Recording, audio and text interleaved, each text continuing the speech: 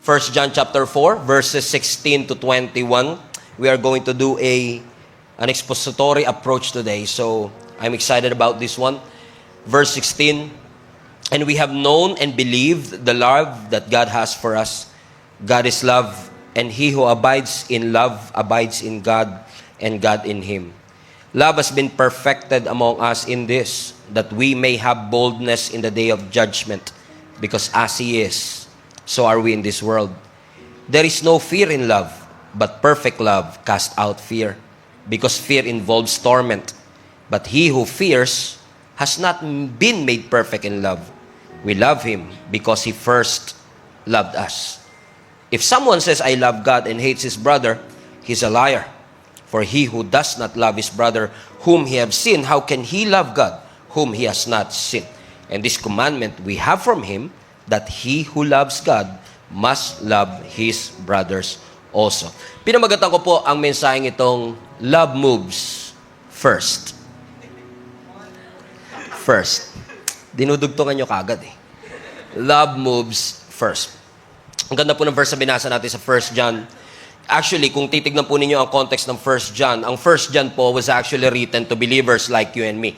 Mga taong nananampalataya sa ating Panginoong Yesus. However, specifically sa 1 John chapter 4, ang sinusulatan po ni John dito ay hindi lang basta mga believers, kundi mga believers na confused, mga believers na deceived, mga believers na discouraged. Sa panahon no kasi nung sinusulat po ito ni John, napakarami pong mga false teacher na kiniklaim po nila, nakilala nila ang Panginoon, pero iba yung sinasabi ng kanilang buhay. Nagkiklaim silang Kristiyano, pero iba yung way of their living. Which reminds us na posible palang may Bible ka sa loob ng bag mo, pero spiritually dry. Pwedeng dumadalo ka sa simbahan, pero hindi ka pa rin transformed. At ina-address po ni John yung mga false teachers na ito na nagkikreate ng confusion, deception, and discouragement sa mga naunang mga mananampalataya. Pero para mas maunawaan po natin, kailangan nating unawain yung buong context kung bakit po sinabi ito ni John, sapagkat napakarami pong verse na binasa natin ang maaaring narinig nyo na pamilyar na kayo o malamang nasa rep pa po ninyo. Pero kung titignan nyo at uugatin nyo po, especially yung verses 1 to 15, mas mauunawaan natin bakit ho ba binanggit ni John yung verse 16 to 21 regarding the love of God that cast out fear. In fact, kung babalikan po ninyo yung verses 1 hanggang 6, makikita po ninyo na winawarningan po ni John ang simbahan regarding sa false spirit. Ang sinasabi ni John, hindi porket narinig ninyo, tanggap kayo ng tanggap. I-test ninyo yung inyong mga narinig.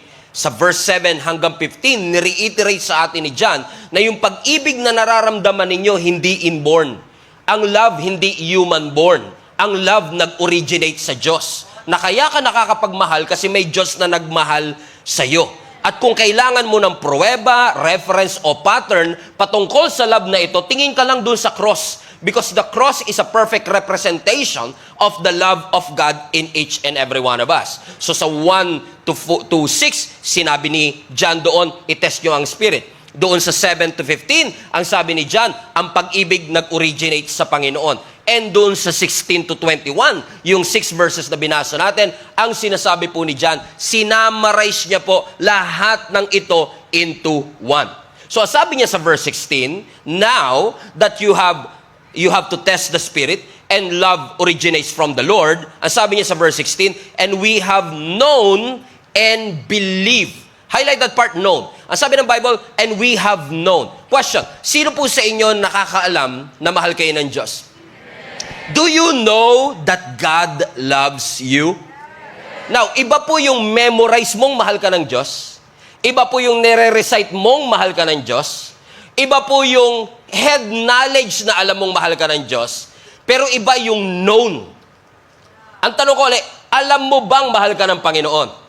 I'm not asking, pinag-aralan mo ba kung mahal ka ng Diyos, kundi alam mo ba na mahal ka ng Diyos? Question, sino sa inyo alam nyo na mahal kayo ng Panginoon? Now, para magkasundo tayo, ilabas natin ang Greek word. Ang Greek word ng known is actually ginosko. Everybody say ginosko. Ibig sabihin niyan, yung pinakilig mo, pinasaya mo, tas iniwan mo. Ginosko. Naranasan nyo na yun, nagos kayo? Nagos ko, aray ko. Okay. Sabi diyan, and we have okay, and we have known. Ang sabi ng scripture sa Greek, ginosko. Alam niyo ibig sabihin ng ginosko? Ibig sabihin ng ginosko, hindi mo lang basta siya natutunan, kundi na-experience mo. So, yung sinasabi ni John dito, and we have known, ang sinasabi ni John, we have personally experienced God's love. So, yung pagmamahal pala ng Panginoon, hindi lang basta minememorize o pinag-aaralan. Dapat yan na i-experience mo. So, when John said, and we have known the love of God for us, he was actually saying, I've seen the love of God, I have felt the love of God, I have experienced the love of God. Ibig sabihin, ang pagmamahal pala, hindi minememorize. Nakikilala mo ang pag-ibig. Na-experience mo mismo ang pag-ibig. So question, let me ask you again. Kayo po ba, alam niyong mahal kayo ng Diyos? Hindi mo lang siya alam dito, hindi mo lang siya nare-recite, hindi mo lang siya pinag-aralan, na-experience mo mismo ang pagmamahal ng ating Panginoon. Tas kamay lahat ng alam na mahal sila ng Panginoon. Alright, that's good. Pero hindi natapos doon ang verse. Kung ibabalik mo yung verse 16, sabi, and we have known and, highlight this part, believe. Because it's one thing to know that God loves you, it's another thing to believe that God loves you. So hindi sapat na aware ka lang na mahal ka, dapat meron kang tiwala dun sa pagmamahal. Iba kasi yung aware ka lang sa naniniwala ka talagang mahal ka ni Lord. Kasi pwedeng alam mo pero hindi ka nagre-rely. So, sabi ni John, and you should know and believe. Ibig sabihin, magandang alam mo, magandang na-experience mo, pero teka lang, nagtitiwala ka ba sa pagmamahal ng Panginoon? Kasi pwedeng you know that God loves you, but you don't believe that God loves you. Because if you believe that God loves you, you will take refuge in His love. You will make decisions based on His love. And you will start performing for God's love. Hindi ka na kailangan mag-perform sa pag-ibig kung alam mo at naniniwala kang mahal ng Diyos. Because if you really know and you believe that God loves you, you don't have to earn the love of God. He gave it to you for free. He gave it to you by His grace. So hindi mo kailangan paghirapan, pagsikapan, hindi mo kailangan magpasikat para makuha mo ang pagmamahal ng Panginoon. So let me ask you a question. Do you know that God loves you? Yes. Next question, do you believe that God loves you? Yes. Amen? Because, anong sabi ng scripture? Tuloy natin ang pagbabasa. And we have known and believed the love that God has for us, for God is love. Highlight that part. God is love. Sabihin mo nga sa katabi mo, family is... God, love, joy, hope. Everybody say, God is love. Pakilakas po, God is love. Now, anong ibig sabihin ng God is love? Simple lang yan. Pag sinabi mong ang Diyos ay pag-ibig, hindi mo lang sinasabing ang Diyos mapagmahal. Okay? Nagmamahal siya, pero ang Diyos hindi lang basta loving. Ang Diyos ay pag-ibig mismo. So, ibig sabihin, if God is love, God is not just somebody who has love. Hindi lang siya basta Diyos na nakakaramdam ng pag-ibig. No. God is love. Ibig sabihin ng God is love, the very essence of God, the very identity of God, the very nature of God is love. Ibig sabihin ng Diyos hindi lang nakakaramdam ng kilig. Ang Diyos hindi lang nakakaramdam ng pag-ibig. Yun mismo ang kanyang nature. What does it mean for us, Pastor? Simple lang. Ibig sabihin, kapag nature ng Diyos ang pag-ibig, ibig sabihin, kahit na idisiplina ka, alam mong loving siya. Kasi yun yung nature niya eh. So the way God disciplines, may love. The way God corrects, may love. And the way God judge, may love. Pati provision, may pag-ibig. So kung i-allow man ng Lord ang delay, may pag-ibig na involved. Hindi niya dine-delay kasi gusto niya i-power trip tayo. Gusto niya ipakita sa atin na siya ang Diyos at tayo ay tao. No. Kaya niya dine-delay kasi mahal ka ng Diyos so much that He wants you to experience the best version of that blessing that you are looking and asking for. Amen? So do you believe that God is love? Do you believe that He loves you? So sabi ni John dito, so we have known, balik mo yung verse 16, and believe the love that God has for us. Ano sabi niya? God is love.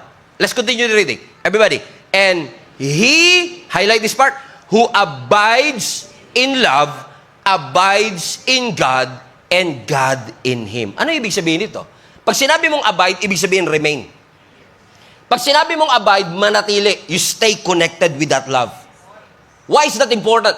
Because the more you are connected, the more you remain in Him, the more you live in the love of God, the more you reflect the nature of God.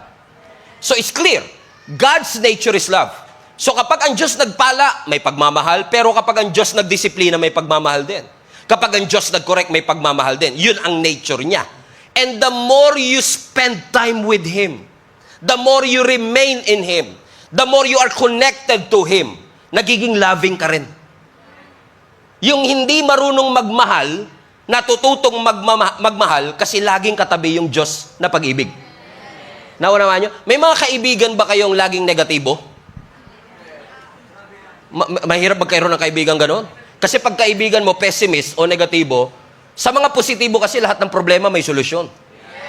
Pero sa mga pessimist, lahat ng solusyon may problema. Pasin nyo ba? So, lagi na lang nakasimangot. At sabi, grabe naman to kaibigan ko, lagi na lang ganito. Pero the more you spend time with him, magugulat ka, ikaw din nagiging negative ka na. Because nahahawa ka dun sa kanyang behavior, sa kanyang attitude, sa kanyang character. So the more you spend time with that person, the more na nagiging magkamukha kayo. Alam mo, si Jenny nga minsan, di ko alam kung matutuwa ako o hindi. Minsan sabi niya, sabi nila magkamukha na raw tayo. Parang lugi ka ah. O, kasi pagka lagi mo siyang kasama, hindi mo siya literal na nagiging kamukha, pero minsan yung facial expression nagiging pareho, the way you smile, napapansin mo, because you spend time with each other, yung nature, yung character, yung ugali na isa't isa, namamana natin siya. So, ang sinasabi ni John dito, if you will remain in that love, you know it, you believe it, and you know that God is love, that is His very nature, and when you remain in that love, ano ang sabi ng Scripture? The more you will reflect His nature. That is the right theology. Alam nyo, kapag mali ang theology ng isang Christian, kapag mali ang paniniwala natin, mali rin yung magiging takbo ng buhay natin. Kapag lagi mo iniisip, galit ang Diyos sa'yo, malungkot ang Panginoon sa lagi mo ginagawa. And if you have the wrong theology, it will result to a wrong living. But when you have the right theology of who God is, it will lead you to a restful, peaceful life. Amen? Kaya pansinin nyo, yung mga tao na laging iniisip galit ang Diyos sa kanila, hindi payapa.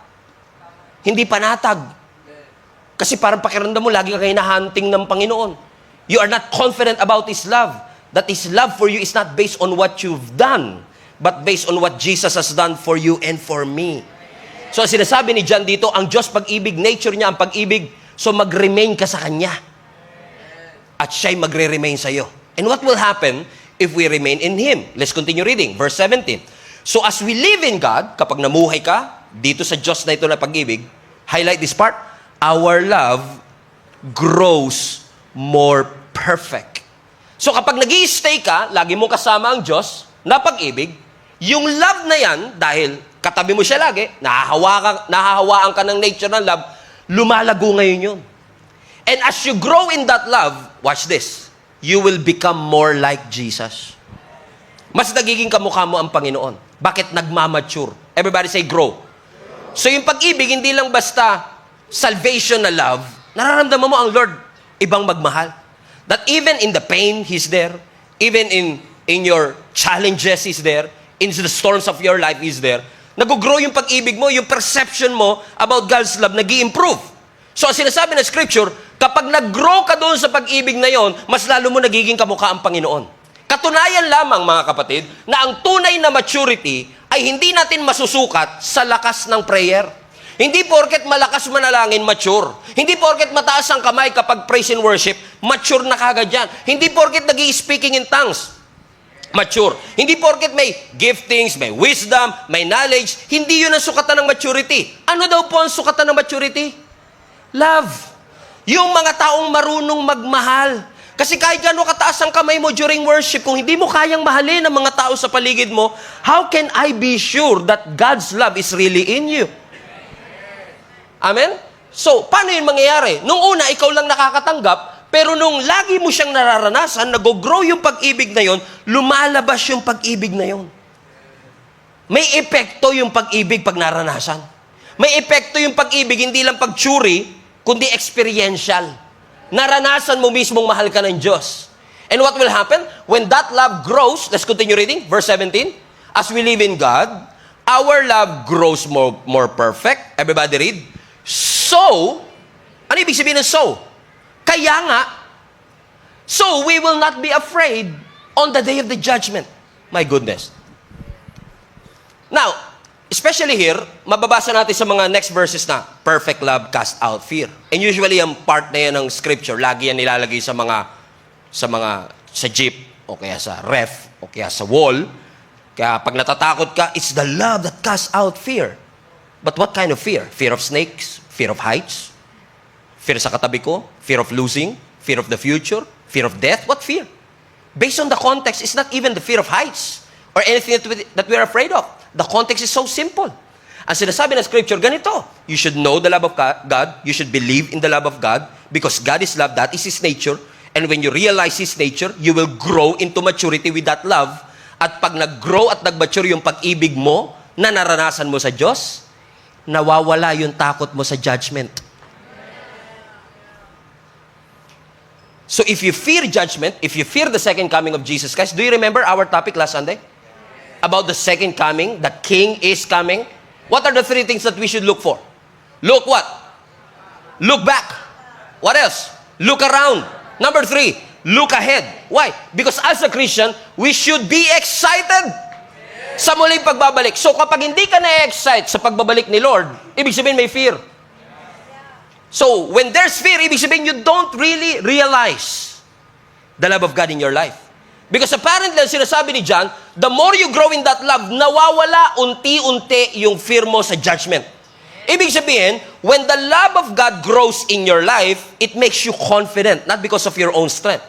It makes you confident because you start to trust God na hindi ako perfect, hindi ako mahusay, pero minahal ako ng Panginoon. So I have confidence in that love, and when I have confidence in that love, yung hawak ng fear, unti-unting lumuluwag. Fear loses its grip. Bakit? In-address yung tunay na issue. Takot sa judgment. Kasi ang takot, everybody say fear. Okay? Yung fear is all about control. Pero ang love is all about freedom. So as a Christian who believe in Jesus Christ and who believe that God loves us, we are not terrified at Him. Kapag yung tatay mo, OFW for 2 years, sabi niya, babalik na ako bukas, hindi ka matatakot. You'll be excited. And when we know that this Jesus who promised us that He will return again, sabi niya, babalik ako for judgment. You're not afraid of that judgment because you know, hindi ka kasama doon. You're not afraid. You're confident because your love grows. Hindi yung every Sunday na lang iniisip mo, paano kung galit si Lord? Paano kung galit siya sa akin? Paano kung tupukin niya tayo? Magpalindol na naman siya. Kasi nilalagay natin sa mga insurance natin, acts of God. So tingin natin, si Lord lahat may pakanaan yan. Tama? Kaya mga tao, tatakot. Ayun na yung big one. Yung big one, nakalimutan yung the one, si Lord. Corny naman. Pinalakpakan pa rin. Paano kung hindi ako ina? Paano kung i-reject nila ako? Hindi ka pwedeng maging intimate sa Diyos na kinakatakutan mo. How can you be intimate with God if you're afraid and terrified of Him? Amen? So ano sinasabi ng scripture sa atin? You should not be afraid. But we could, balik mo yung verse 17, so that we can face Him with confidence. Why? Because we live like Jesus here in this world. Verse 18, so there is no fear in love. There is no fear in love. There is no fear in love. Walang takot sa pag-ibig. Bakit daw? Because, highlight this part, because perfect love cast out fear. Why is that? Because habang lumalago ang pag-ibig, dapat yung takot unti-unting nade-dissolve. Pero pansinin nyo, what cast out fear? Read the verse again. Ano nagpapatanggal sa fear? Highlight. Pinaka-highlight. Love? Perfect love. Hindi sinabing perfect knowledge. Hindi sinabing perfect theology, cast out fear. Ha? Hindi sinabing perfect lives, cast out fear. Ang sabi, perfect what? Perfect love. Pwede kasing theologically correct ka, pero relationally disconnected kay Lord. So, hindi perfect theology. Ang sabi, perfect love. Cast out fear. What fear? Why do we have fear in the first place? Because usually, pag tayo ay natatakot, di ba? Lord, tanggalin niyo ang takot. Pero, have you ever tried to realize first, bakit ka ba natakot talaga in the first place? Kasi baka mamaya, ina-address natin yung effect, hindi yung root. I'm afraid, Lord, tanggalin niyo po yung takot. Ba't ka takot? Where is that fear coming from? And I submit to you, I guess, God made me realize the real root of that fear. And I believe na yung fear sa ating buhay is not a disease. Fear is a symptom. Right? Anong difference ng disease tsaka symptom? Like, may lagnat ka. May lagnat ako, kailangan pababain yung lagnat. Pero, hindi ako nurse, ma'am, sir, pero ang alam ko, yung lagnat, in most cases, ay indikasyon na may mali sa katawan mo. Kaya ka nilalagnat, lumalaban ang iyong immune system. So, kahit i-address mo yung lagnat, pero hindi na-address yung dahilan kung ba't ka nilagnat, baliwala, lalagnatin ka pa rin. Right? So, it's not the fear because if we address the fear, let's cast out the fear. Teka lang, what's the root cause? Bakit ka natatakot in the first place? So, fear is a symptom. Naniniwala kong sintomas siya. So, naniniwala din ako that fear is a theology problem. Ibig sabihin, may mali sa paniniwala natin. Something is wrong. So, what is that wrong? Now, I tried to find, sa theology, may pinapaniwalaan pong law of the first mention. Ibig sabihin, the first time that the word is mentioned, it has its great significance. So, I tried to find the first mention of the word fear or afraid. And it was found in Genesis chapter 3. And I tell you this, listen to me. Napansin ko lang na ang takot hindi nag-i-exist nung wala pa yung kasalanan. It only appeared the moment we sinned. Let's look at Genesis chapter 3 verse 10. Are you with me? Fasten your seatbelt. This is a time na nagkasala na si Adan at Eva, kinain nila yung mansanas. Remember that? Pula o green? Yung bunga ng kaalaman ng tama at mali. Hindi mansanas, right? So, nung dumating ang Diyos, nagtago sila. Ano sabi ng Bible? I heard you in the garden. And for the first time, highlight this part, and I was afraid because I was naked. So I hid. So notice, especially sa mga Bible readers, bago ang Genesis 3, walang kasalanan. Bago ang Genesis 3, walang shame. Bago ang Genesis 3, walang guilt. Bago ang Genesis 3, walang brokenness. And definitely, bago ang Genesis 3, walang pagtatago. Nagsimula yung pagtatago nung nagkasala. Alright? So, nung nagkasala, lumabas yung fear, nagtago. So, hindi mo ina-address yung pagtatago. Ang tunay na ugat na takot siya. Ba't siya natakot? Yun. Nagkasala. So, papansin niyo, the moment that we were disconnected to His presence, fear comes. Dumating yung takot nung na-disconnect tayo sa Diyos. Dumating yung takot nung tayo ay nagkamali at nagkasala sa ating Panginoon. In fact, para mas mapatunayan, pagbabasahin nyo mamaya pag uwi ninyo, nagtapos ang Genesis 2 sa phrase na, and they were naked and unashamed. Genesis 2, wala pang hiya. I mean, shame. Genesis 2, wala pang guilt. Genesis 2, walang pagtatago. And then, sin and temptation came. What happened? They started to hide. So napansin ko mga kapatid na kapag nararamdaman ng tao na malayo ang Diyos sa kanya, he began to be afraid. Now question, nung si Adan at Eva ay natakot, ibig ba sabihin nagbago ang Diyos? Nagbago ba ang Diyos? Nagbago ba pagmamahal ng Diyos? Pero nagtago sila hindi dahil nagbago ang Diyos. Nagtago sila kasi nagbago yung connection nila sa Diyos. Amen? And minsan, di ba, tinataguan natin, nagbago na yung kapatid ko kasi, nagbago na yung mga kasama ko sa church. Hindi sila nagbago. The moment you sinned, you started to hide because disconnection happened. So walang nagbago yung connection. Because we failed and we sinned. So dumating ngayon yung takot. Amen, mga kapatid? So the more na may-feel mo ang layo ng Diyos, and especially kapag nag-feel mo na may misunderstand mo ang Diyos, hindi mo siya nauunawaan for who He is. You don't know His nature. Nakalimutan mo yung nature ng Diyos, there comes fear. Okay. Naalala niyo yung mga disciples? Nung sila po ay tumawid ng Sea of Galilee.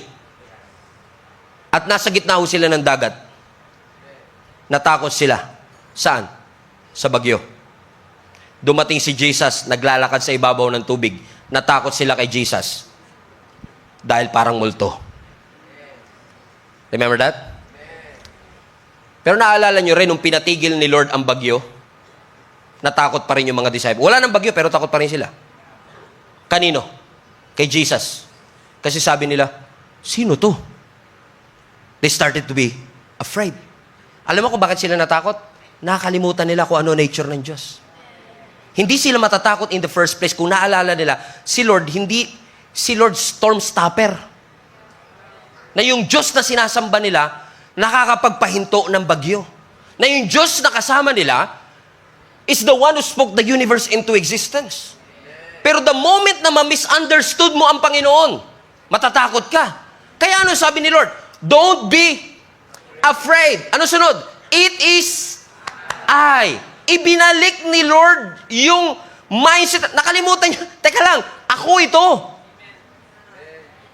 So the moment na makakalimutan mo kung sino siya, kasi nakafocus ka na doon sa problema, nakalimutan mo na yung miracle worker, doon tayo natatakot.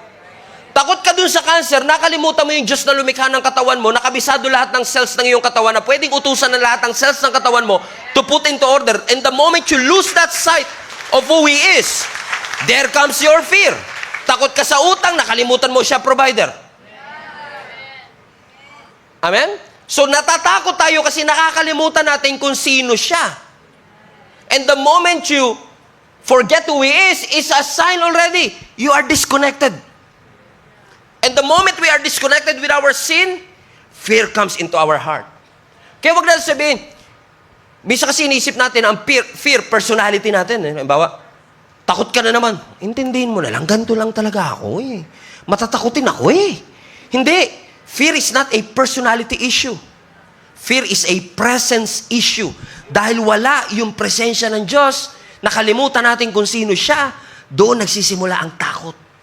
So, ang sinasabi sa atin ni John, amen, there is no fear in love, but perfect love casts out fear. Ano sinasabi niya? Why? Because yung perfect love, yung revelation natin kung sino siya, yun ang magtatanggal sa takot na meron sa ating puso. Remind yourself, perfect love casts out fear. God is love. And the more you realize who God is, yung nature ng Diyos, nakalimutan mo na yata na kaya ng Diyos yung bagay na hindi mo kaya. Amen? Sabi mo sa katabi mo, God is love.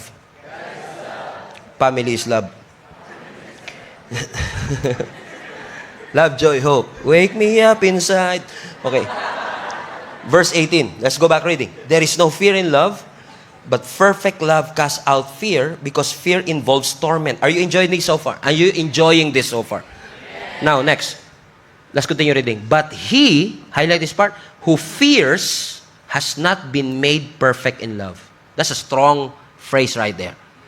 Ang sinasabi ni John, lahat ng natatakot has not been made perfect in love.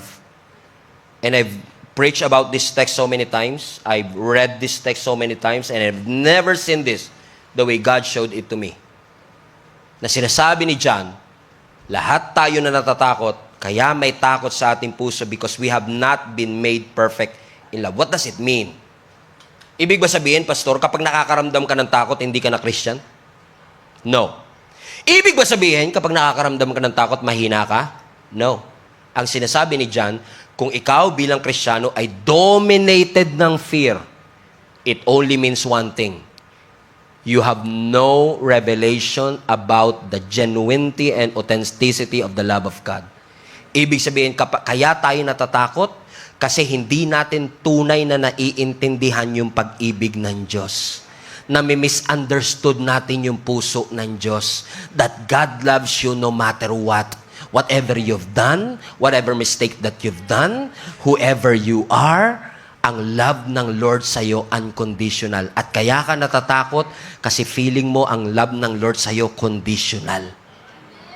Pero ano sabi? But perfect love casts out fear. Fear. What fear? Yung terror, galit ka sa Diyos kasi He's out to get you. Pagka ang nararamdaman mo kasi terror, yung takot na terror, yung takot ka kay Lord, I'm scared. Takot ka sa Kanya, every time pupunta ka ng church, nakakatakot baka kidlatan ako eh. Nakakatakot baka biglang maglabas ng screen, pakita lahat ng kamalian ko eh. No, that's what we call terror. Yung pakiramdam mo, may guilt, may shame, may distance, may judgment. Pero that fear, God eliminates. Perfect love casts out fear. Pero hindi niya tinanggal yung reverence, yung respect mo sa Diyos. Nandun pa rin yung fear mo sa Diyos. Amen? But the perfect love will cast out all of this fear. Why? Because you know the love of God for you is unconditional. Amen? And I'm passionate about preaching about the unconditional love of God because I myself have been transformed with that one simple phrase. God's love is unconditional. I've been a Christian all my life. Buong buhay ko po Kristiyano na ako. Anak po ako ng pastor. But, actually, to be fair, 2004 pa lang youth pastor na ako. Can you imagine? 2004, I'm already a youth pastor. Pero kinukonsider ko na ako'y talagang totoo, experientially, na born again, 2009. Ibig sabihin, I'm already a youth pastor. I know Jesus Christ. I know my Bible. And yet, kinukonsider ko na totoong talagang experientially, ako ay binuhay ng Panginoon is 2009. The moment I realized that God's love for me is unconditional. I heard that phrase all the time. I've been taught with that phrase all the time. But the moment I heard that in 2009, it changed my life forever. That God's love for me is not dependent on my goodness and kindness.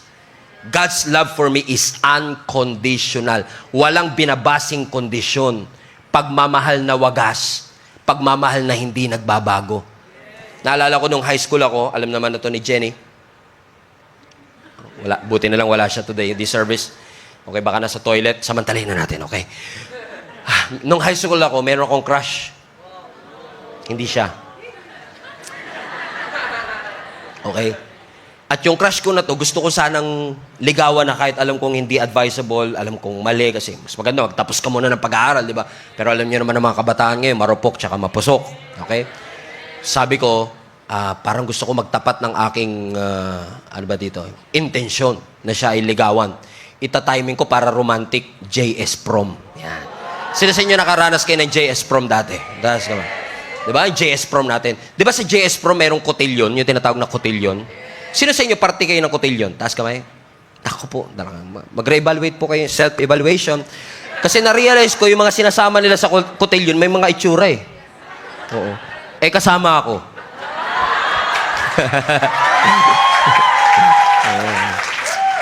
Pagbigyan nyo na lang. Minsan lang naman. Eto na, di ba? Di cotillion. Sabi ko, pagdating ng actual chess pa, magtatapat ako sa kanya. Eto na. Pag cotillion kasi yan, yung bago yung cotillion, may pasa-pasa kayo dyan eh. Pasa-pasa. Sayaw-sayaw kayong konti. Dahil next partner, sayaw-sayaw po. Next partner. Inaantay ko, matapat siya sa akin. Eto na. Di tumapat. Eto na pagkakataon ko. Aaminin ko na siya, intention ko, gusto ko manligaw sa kanya, di sayo ka. Di ba yung instruction sa amin nun bilang cotillion, kasi nga may pleasing personality, no? In-emphasize pa, okay? Yung lalaki hahawak sa bewang, tapos yung babae hahawak sa shoulder, di sayaw-sayaw kayo. Tapos talagang parang alam mo yung pakiramdam mo, you and me against the world, yung spotlight, sayaw kayo. Wala ka talaga, walang malapit sa amin. Maya-maya, habang sumasayaw ako, may naamoy akong kakaiba. Parang ang talas, ang bangis, ang baho. Siyempre, hindi ka naman pwede mangusga agad. Alam ka naman magturo ka kagad, di ba? Umutot ka ba? Hindi ganun eh, di ba? So, nag-double check, self-evaluation muna. Nakaganon ako, chinek ko, dinadaan-daan ko lang. Clear. You're right, clear. Kaliwa, clear. Tingin ako sa likod ko ngayon, may tao ba? Wala. Tingin ako sa kaliwa, wala. Kanan, wala. Likod, wala. Wala sila lahat, hindi rin ako.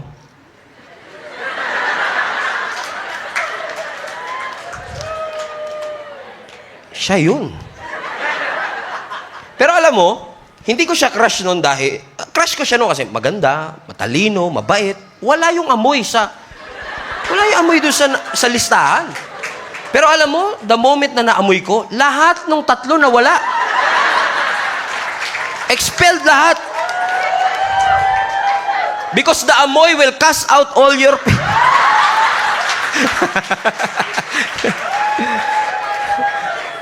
Ano ibig ko sabihin?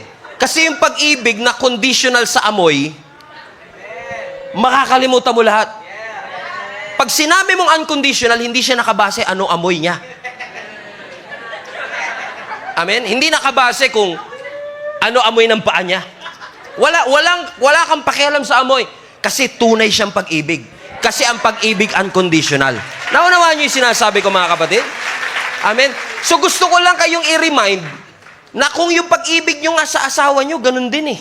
Unconditional. All the more yung Diyos. Amen? Ang pag-ibig ng Diyos sa atin ay hindi nakabase kung nagsimba ka last Sunday o hindi. Ang pag-ibig ng Lord sa iyo ay unconditional. Palapakan natin ang ating Panginoon. So pansinin po ninyo, mga kapatid, nung dumating yung kasalanan, nagkaroon ng takot. Pero nung dumating yung pag-ibig, nagkaroon tayong lahat ng confidence na humarap sa ating Panginoon. Ang sabi ng takot sa iyo, rejected ka ng Diyos, condemned ka ng Panginoon, hindi ka mahal ng Diyos, galit sa iyo ang Panginoon. Ang sabi ng pag-ibig, you are accepted, you are fully forgiven, you are redeemed, you are restored by the grace of God. So, when we realize, Jesus is coming back again, hindi ako takot. I'm excited for the greatest homecoming yet, that Jesus will be with me. Amen. And Jesus, susunduin tayo lahat ng ating Panginoon at isasama niya tayo sa kalangitan. I'm not afraid. Kaya sabi, perfect love casts out evil so that you will not be afraid of the judgment anymore. Do you feel the love of God? Yes. So let's go to verse 19. And then verse 19 says, that's why we love, because He first loved us. So pansinin niyo yung verse. Huwag mo natanggalin na ka. Give me a few seconds. Sabi, we love, present tense. So, nakakapagmahal ka ngayon kasi may unang nagmahal sa'yo. Loved, past tense. Ano na una? Pagmamahal mo o pagmamahal muna ng Diyos? So, love moves first. So, ang first move ng pag-ibig, hindi ikaw yung, Lord, I love you. Sabi ni Lord, okay, I love you back. Hindi ganun. Sabi ng Biblia, ang unang dumamove, si Lord.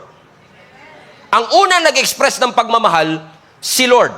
So, ibig sabihin, bago ka pang matutong mag-pray, mahal ka na ng Diyos.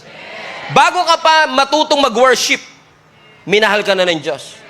Bago ka pa magsimba, bago ka pa maglingkod, bago ka pa sumunod, bago ka pa mabago, He loves you first.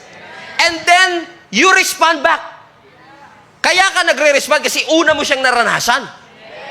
Amen ho ba, mga kapatid? Alam niyo yung magkakabarkada kayo, tas kumain kayo sa restaurant, tas nag-uunahan kayo sa bayad, ako na. Pero hindi mabunot. Hindi kilala ba kayong ganyan? Ako na. Ay, ang sikip. Diba? Ako na. Pero may mga kaibigan talaga tayo, di ba? Ang bilis eh. Ako na, bayad na.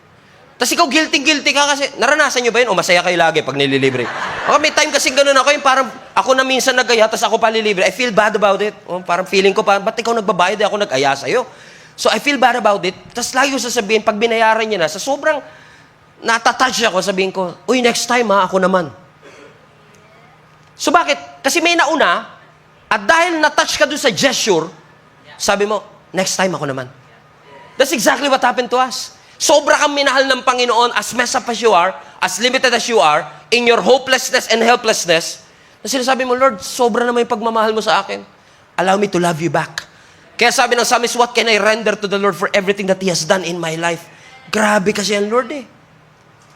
Ang sabi ng Biblia, Romans 5:8, God demonstrate His own love toward us.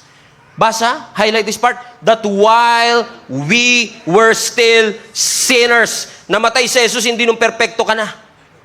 Namatay si Jesus, hindi nung nagsisimba ka na. Habang ikaw ay makasalanan pa, namatay ang ating Panginoong Jesus para sa iyo. So God did not love the future version of yourself. God did not love the improved version of yourself. He loved the worst, the weakest, the wounded version of you. Amen? Kasi pag sinasabi mong, uy, mahal na mahal kita. Bakit? Perfect ka eh. Love ba yun o admiration? Admiration. Ang tunay na pagmamahal kahit mahina, kahit limited, kahit worse, you love them still. Pero kung mamahalin mo lang dahil, okay, total, mabuti ka na. Total, nagbago na kayo, mahal ko na kayo. Hindi ganun ang Diyos eh. Yun ang tinuro ng relihiyon sa atin. Kasi ang religion, sasabihin sa'yo, ayusin mo muna sarili mo, mamahalin ka ng Diyos. Lahat ng religion ganun. Magbago ka, mapupunta ka ng langit. Tanggapin mo si Lord. You fix yourself, and then God will love you. Pero hindi ganun eh. Ano ang sabi ng Panginoon sa atin? As messed up as you are, I will meet you right where you are. Pero sa sobag mamamahal ng Lord, hindi kanya iiwanan doon sa mess na yun. Dadaling kanya sa bagong buhay. I mean, naranasan nyo na ba minsan na pag may bisita po kayong darating, tapos naglilinis ka ng bahay, para man lang matino bago sila dumating, o wala na kayong pakialam kahit sino dumating. Bala, datnan mo, kumahalin mo ako just as I am, di ba? Di ba? May mga ganun tayong bisita, no? Precious sa atin, naglilinis ka kahit konti, tapos nahihiya ka, pag naglilinis ka pa lang, dumating na yung bisita. Di kasi parang, sorry, nakakaya, ang kalat-kalat ng bahay ko. Na feeling natin ganun si Lord. Na bago dumating si Lord sa buhay natin, tinatry nating malinis. Yung nililinis mo na sarili mo, tapos papagaliguan ka rin naman pala. Na nililinis mo, Lord, nakakaya, sorry po. Hindi. Kahit marumi yan, nung dumating ang Panginoon, si Jesus yung dumating para maglinis. Siya yung dumating para linisin ang lahat ng ating karumihan, linisin ang lahat ng ating mga pagkukulang. Amen? Para dalhin niya tayo at pakita niya sa atin, ito ang tunay na pagmamahal. Balik mo yung verse 8, anak. Romans 5:8. But God demonstrate. No, habang makasalanan ka pa namatay si Jesus para sa iyo. Pero paano niya ginawa? Highlight this part. God demonstrates. Hindi niya in-explain ang kanyang pag-ibig. Hindi niya tinuro ang kanyang pag-ibig. Ang Diyos hindi nagpadala ng email. Pinadala niya bugtong na anak para sa iyo. He demonstrate. Everybody say demonstrates. So, ibig sabihin ng demonstrate, may action. So, love is not a feeling. So, kapag ang love mo emotional lang, sentimental lang, pero hindi sacrificial, hindi yun ang tunay na pag-ibig. Kasi ang tunay na pag-ibig, sacrificial. May isinasacrifice, may isinusuko. Anybody can tell you, I love you. Kaya ka ba nilang puntahan kapag in trouble ka at 2 o'clock in the morning? Yun ang tunay na pag-ibig. Amen? Because God's love is sacrificial. So when you love God, kung mahal mo ang Panginoon, gusto lang i-align tayo ni Lord ngayon. Sino sa inyo mahal niyo si Lord? Amen? Minsan kasi, no? Hindi naman kayo.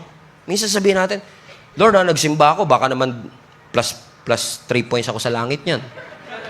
Pag humingi ako ng Monday, baka pagbigyan mo na. Kasi akala natin, yung pagmamahal natin si Lord, Lord, minahal kita, offering ko sa iyo yan, minahal kita, offering. No, yung pagmamahal mo, reaction lang yun. Reaction lang yun sa grace ni Lord sa iyong buhay. Kung hindi ka niya minahal, hindi ka makakapagmahal ng totoo sa Kanya. Amen? Well, I was meditating on this text kagabi. Galing ako na may kinasal ako kahapon. Pauwi na ako. Sabi ko, Lord, give me a compelling illustration to, para maintindihan talaga namin mabuti. Kasi ang hirap i-explain ng bagay na supernatural eh. Yung, grabe, di ba? Ang hirap i-explain. So sabi ko, Lord, bigyan mo nga ako ng illustration na makakapag-explain dito sa pagpapakita ng kabutihan kahit hindi deserve. Sabang nagdadrive ako, maya-maya, nabangga ako sa likod. Parang sinasabi ni Lord, illustration ba? Habang nagdadrive ako pa uwi, nabangga ako sa likod. Yung sasakyan, rear hit, tumama sa likod, motor. Alam ko na kagad, sabi ni Jenny, ano yun, nabangga ba tayo? Sabi ko, yes, nabangga tayo. Huminto ako, hazard, handbrake. Medyo nagmamadali, kala ni Jenny. Kaya sabi ni Jenny, oh, relax ka lang, kala siguro, lalabas ako. Sino yan? Kala siguro niya, ganun magiging reaksyon ko eh. Pastor naman ako, kahit paano, di ba? Paglabas ko, I already conditioned myself to be calm, but how can you be calm? Kapag alam mo na hindi naman yung property lang kasi yung sakyan na papay, pero yung life mo is at risk, di ba? Na grateful ka na hindi ka nasaktan. Pagbaba ko kagad, alam mo sumalubong sa akin, bata, nagdadrive ng motor, minor de edad. Imposible ka magkaroon ng lisensya pag minor de edad ka. So imagine niyo to, walang lisensya, walang rehistro, even worse, walang pera. Bilang naaberya, naatraso, ang tendency mo maningil. Because may kasalanan, justice. So, I tried to negotiate as calm as I am. Gusto ko siyang takutin sana. Total, mas bata siya sa akin. Gusto ko siyang takutin para matuto. Pero I don't know why. For some reason, nakalimutan ko naman na hinihingi ko illustration kay Lord. Kaya mahirap din nagpe-pray ka na mga ganun.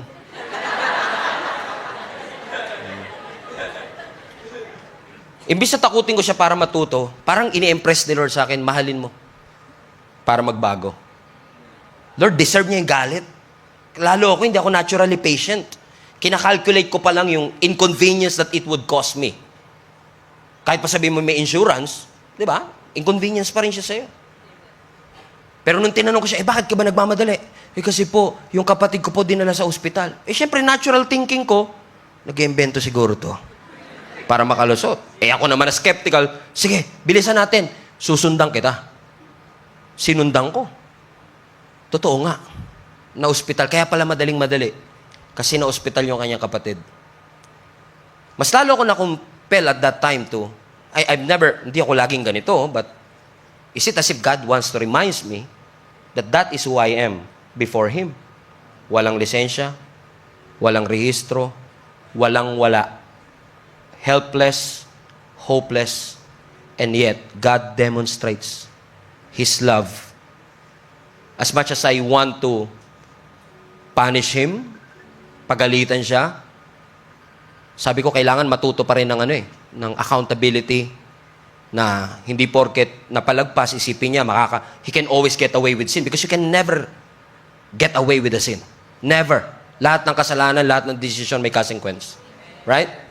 So I want to teach him that lesson that you can never get away from that sin. You know what happened? I don't know. For some reason, sabi lang ni Lord sa akin ganito. Okay, sabi ko ganito, gawin natin Search mo sa Facebook to. Jesus is Alive Santa Clara. Yung kasi malapit na church na outreach natin sa lugar na pinangyarihan ng krimen. Search mo to, Jesus Alive Santa Clara. Sabi ko sa kanya, bukas magsimba ka dyan. 3 weeks mula ngayon, November 30, December 7, December 14. Kailangan pagdating ng 9 o'clock in the morning, nandun ka na mag-selfie ka, send mo sa akin. Pag natapos yung service, mag-selfie ka, send mo sa akin. May grouping siya after ng service, may link up, sumali ka, send mo sa akin. Mag-notes ka ng lahat ng preaching na tutunan mo, send mo sa akin for 3 weeks. Sabi ko, anong gusto mo, magbayad o mag-church? Sabi niya, kahit habang buhay na po ako mag-church, Pastor, gagawin ko na po.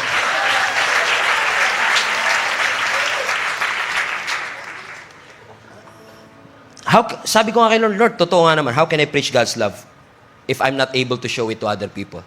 After all, verse 20 says to us, let's put up verse 20.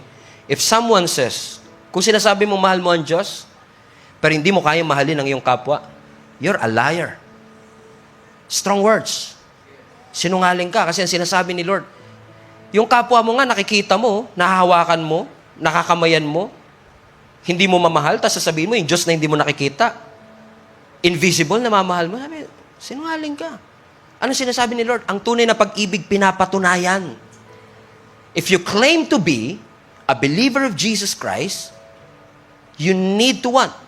Amen? You need to love your brothers. Love your enemies. So if you say, mahal ko si Lord, pero unloving ka, hindi nagre-reflect yung love. So this is a theological contradiction. Hindi naman sinabi ng Lord, bilang Christian, kailangan magmukha kayong mapagmahal. Hindi sinabi na kailangan mukha kayong loving. Ang sabi ng Lord, kailangan nasa puso niyo yun. You are immersed in the love of God. And how can I love somebody who lied to me? How can I love somebody who betrayed me? How can I love somebody na nagkasala sa akin? How can I love somebody na walang-wala, na pwede kong idiin, pwede kong dikdikin? How can I love somebody who does that? You know what? The only way for you to love somebody na hindi ka mahal-mahal is to be immersed in the love of God first. Ang isda, kapag nasa tubig, masaya. Pero kapag yung isda, tinanggal mo sa tubig, naghihingalo. Pero yung isda, hindi porket may katabi siyang swimming pool, mabubuhay ba ang isda pag katabi niya yung swimming pool? Hindi siya mabubuhay kahit katabi niya yung swimming pool. Ang isda ba, pag bumibisi-bisita sa dagat, mabubuhay? Pabisi-bisita lang. Once a year. O Christmas, homecoming. Noche Buena na po tayo. May 500 ka dyan. Kasya na yan.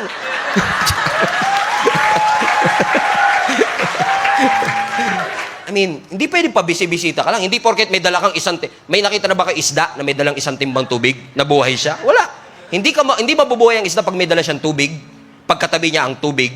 Hindi mabubuhay ang isda pag pabisi-bisita siya sa tubig. Kailangan nakalubog siya sa tubig.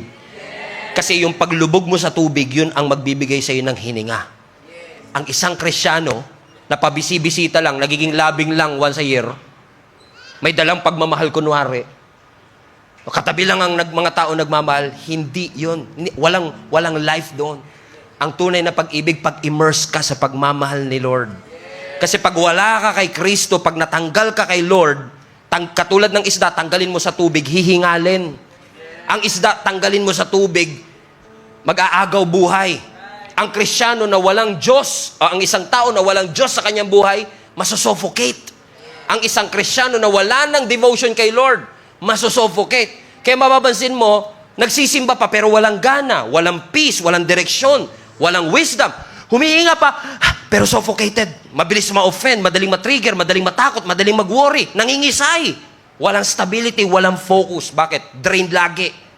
Walang joy, walang fire, walang passion. Bakit? Walang prayer life, walang devotional life, walang worship, walang intimate relationship kay Lord. And you are losing your spiritual oxygen.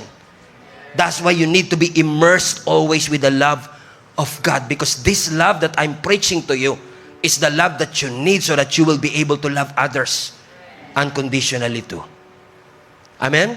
Because love moves first. God's love is the first one who made that move. Tayo, nagre-respond lang po sa pag-ibig. Pwede ko sabihin ngayon, ang lesson natin today, love your enemy, love your friends, love those people na hindi ka mahal-mahal. Pero pag uwi nyo sa bahay, how can you do that? Without God enabling you to do it. It's supernatural. I can always command you to do it, but you'll be forced to do it. Pero kapag ikaw lubog sa pag-ibig ng Lord, it's natural. Natural. Natural ang pag-ibig kapag marunong kang tumanggap ng pag-ibig. So, instead of asking, Pastor, paano ko siya papatawarin? Pastor, anong pwede kong gawin para mahalin ko siya? Instead of asking those questions, which are good questions, by the way, ask yourself first, are you immersed in the love of God? Do you experience God's love first? Because when you do, those things are automatic. You don't have to force yourself to love others when you experience the love of God in your life. Ang love na walang pinipili, na love na pang boss lang, pang manager, pero yung love na namimili ng tao, hindi ganun ang love ni Lord. Ang love ni Lord, walang pinipili. He made that first move when He died on the cross for you. That's why I want to encourage you today, receive that love so that you will love others back. Amen? Palapakan natin ating Panginoon. Every head bow, every eye closed. Yumuko po tayo. Tayo po'y manalangin. Panginoon, salamat po. That you are not waiting for us to be clean para lumapit ka sa akin. Lumapit ka sa amin, Panginoon, to make us clean. Thank you, Lord God, for your love. And I pray that this love that you have, the unconditional love of God, will surround us, will support us, will sustain us, Lord God. Thank you for stepping into our chaos. Thank you for stepping into our fear. Thank you for stepping into our questions and even weaknesses. And you remind us today, you love us first. So my friend, allow mo si Lord na mahalin ka niya ngayon. Allow mo si Lord na yakapin ka niya ngayon.